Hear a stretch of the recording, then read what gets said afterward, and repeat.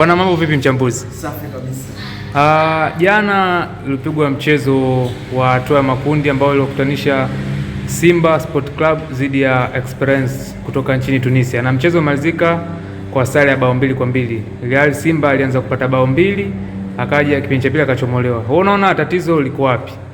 Liko wapi katika mchezo wa jana? Yes, tatizo la Simba ni in game management, kwa sababu mpira wa miguu waga una vipindi viwili. Kuna kipindi cha kwanza na pia kuna kipindi cha pili. Alafu pia mpira wa miguu una nyakati tano.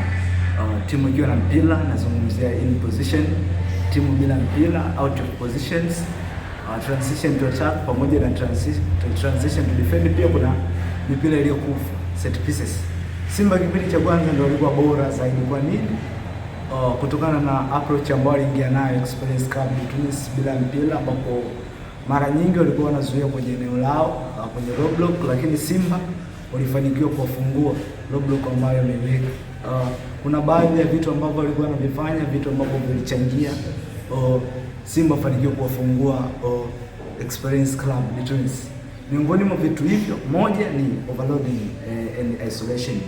Overloading and isolation nazungumzia ni ile hali ya kupitiliza idadi ili kutenga. Kwa hiyo Simba kitu ambacho walikuwa wanakifanya, walikuwa wanaweka idadi ya wachezaji wengi kwenye eneo moja la uwanja. Ukitazama hata goli la kwanza na goli la pili limetokana katika mazingira hayo. Kitu ambacho kilikuwa kinawafanya Experience wahamishe umbo lao la ulinzi kwenda kwenye upande ambao una mpira. Lakini kipindi cha pili kilikuwa tofauti.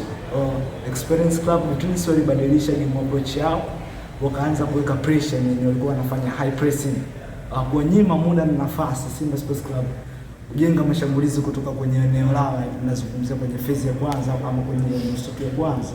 Na pia walikuwa quickly zaidi kwenye transition kushambulia nafasi ambazo zilikuwa zinaachwa na Simba. Tumeona jana baada ya mchezo kumalizika umetokea tukio ambalo mwenyekiti wa klabu ya Simba Murtaza Mangungu alipokuwa anatoka uwanjani, mashabiki walimvamia. Unaona katika Simba ambayo inasumbuliwa na matokeo mabaya, unaona shida ni wanavodaiwa ni Mangungu? Wewe unaona shida ni Mangungu au ni mbinu tu za uwanjani?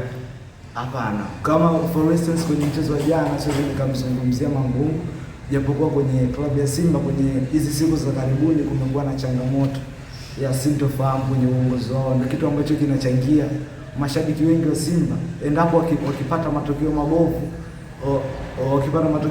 mtu wa kwanza kumshutumu anakuwa Murtaza Mangungu, japokuwa yeye hahusiki kwa kiasi kikubwa.